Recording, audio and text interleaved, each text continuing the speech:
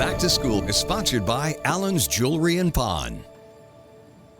McDowell County schools return to class on Monday, but for one school, their first day is an especially important milestone. News 13's Gracie Palmer visited the local school that was heavily damaged by Helene. Today, here at Old Fort Elementary, students and their parents will come in to meet the teacher, but they'll also walk through these doors for the first time in 11 months. The last time the kids were at their elementary school was 2 days before Hurricane Helene. But this reopening is extra special for one teacher in particular. Emily Rowland has spent 16 years of her life teaching at Old Fort Elementary. Those are storage containers. In fact, it's become a family affair. I have a daughter that teaches kindergarten and another daughter that teaches 4th grade. Little did they know that in September, that same school would save Emily's life.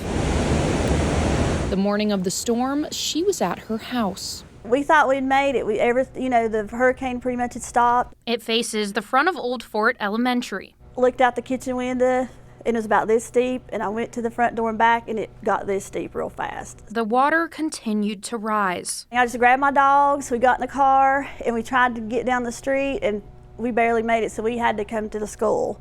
Except it didn't stop. So then it started coming in the bottom of the school, and that's when we decided we were going to have to go upstairs.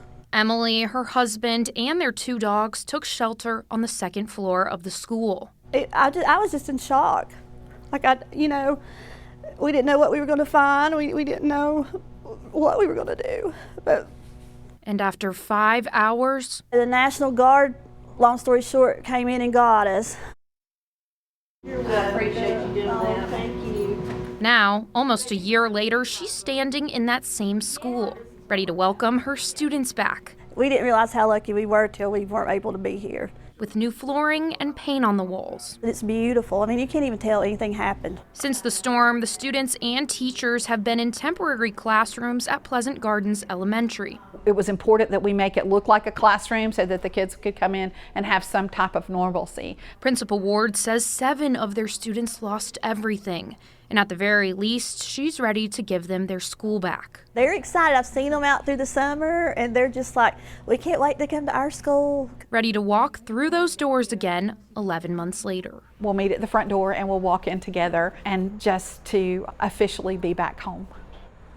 The elementary school did get a new school bus. One of theirs actually floated away in the floodwaters during the storm. In Old Fort, Gracie Palmer, News 13.